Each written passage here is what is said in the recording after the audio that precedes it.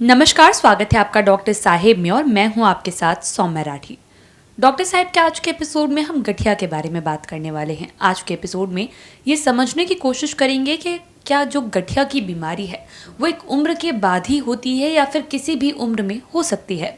और इस बारे में जानकारी देने के लिए इस वक्त हमारे साथ मौजूद हैं डॉक्टर निशिकांत कुमार, जो कि बिहार के सबसे जाने माने हड्डी रोग विशेषज्ञों में से एक हैं। सबसे पहले डॉक्टर साहब नमस्कार, बहुत बहुत स्वागत है आपका। धन्यवाद। डॉक्टर साहब, गठिया की बीमारी के बारे में आप पहले भी कई एपिसोड्स में हमें बता चुके हैं। आज मैं चाहूँगी आप हमारे दर्शकों को ये बताएं कि क्या गठिया ये एक उम्र होने के बाद ही होती है या फिर ये कभी भी हो सकती है? देखिए, जैसा कि मैंने पहले भी इसके बारे में डिटेल में बताया है, गठिया के लिए कोई उम्र नहीं होती है। तो गठिया जो नॉर्मली जो गठिया होता है, इसको आर्थराइटिस बोलते हैं आप। और इसका मतलब क्या होता है? आर्थराइटिस का मतलब होता है आपकी जॉइंट में सूजन होना। ये बेसिकली दो तरह के होते हैं, एक तो इन्फ्लामेटरी, एक नॉन इन्फ्लामेटरी या डिजेनरेटिव। इन्फ्लामेटरी का मतलब होता है कि जो आपको जन्म से होती है, वो बचपन में से ही हो सकती है, जो कि जेनेटिक होती है, जो कि आपको अपने पेरेंट्स, ग्रेट ग्रैंड पेरेंट्स के थ्रू मिलती है। जिसका कि बहुत ही कॉमन एग्जांपल होता है रूमेटॉइड आर्थराइटिस कहते हैं, जेआरए कहते हैं, जुवेनाइल रूमेटॉइड आर्थराइटिस बोलते हैं, एंगस्पॉन्ड बोलते हैं, एंकिलोजिंग स्पॉन्डिलाइटिस बोलते हैं, एसएलई होती है। तो इस तरह की जो गठिया होती है ये बेसिकली आपको बचपन से हो सकती है। दूसरा जो गठिया होता है जो कि नॉन इन्फ्लामेटरी या डिजेनरेटिव, मतलब कि आपकी उम्र के बढ़ने के कारण होती है, वो ओल्डर एज ग्रुप में होती है। लेकिन इसमें भी आज के डेट में ऐसा नहीं है कि सिर्फ ये उम्र 50-60 ईयर्स के बाद ही होती है। आज के डेट में हमारे यंगस्टर्स जो होते हैं वो भी इससे ग्रसित हो रहे हैं। उसका मूल कारण होता है हमारी अपनी लाइफस्टाइल, हमारी अपनी जीवन शैली। अगर हम अपनी अर्ली एज ग्रुप में ही मसल्स का ध्यान ना रखें, एक्सेसिव यूज़ ऑफ स्टेरॉइड्स का करें, तो इन सब कारणों से आपकी मसल्स वेस्ट होंगी, तो आपका जो जॉइंट है मे बी घुटना और हिप खराब हो सकता है।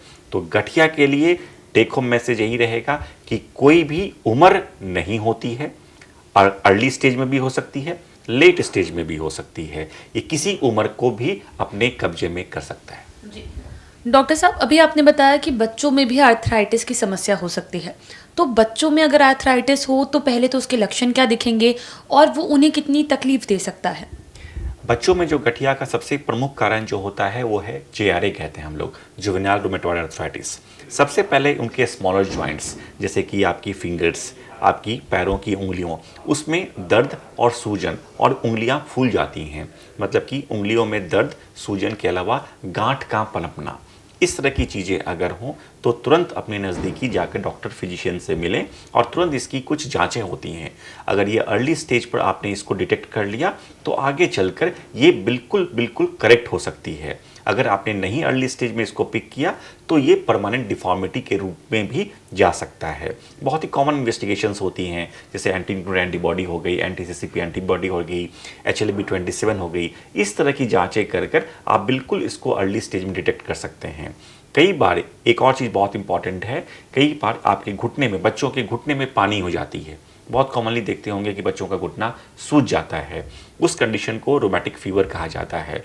मतलब कि वो जो सूजन तो आई आपके घुटने में, लेकिन एक्चुअली वो जाकर आपकी हार्ट को भी ब्लॉक कर देता है। हाँ, तो हम लोग कहते हैं इच ज्वाइंट खराब हुआ आपका घुटना, लेकिन वो जाकर आपकी वाल्व, आपकी जो हार्ट की वाल्व तक को डैमेज कर सकता है। तो ये एक तरह का बहुत ही सीरियस कंडीशन होती है, रोमैटिक फीवर कहा जाता है इसको। जी, उम्मीद करती हूँ कि डॉक्टर साहब ने जो सारी बातें बताई हैं आपने उन्हें ठीक तरीके से सुना और समझा होगा। इसी के साथ जल्द मुलाकात होगी अगले एपिसोड में। तब तक के लिए अगर वीडियो को फेसबुक पर देख रहे हैं तो पेज को लाइक करें, यूट्यूब पर देख रहे हैं तो चैनल को सब्सक्राइब करें। कमेंट सेक्शन या मेल बॉक्स के माध्यम से आप बता सकते हैं कि डॉक्टर साहब से आपके और क्या सवाल हैं। धन्यवाद।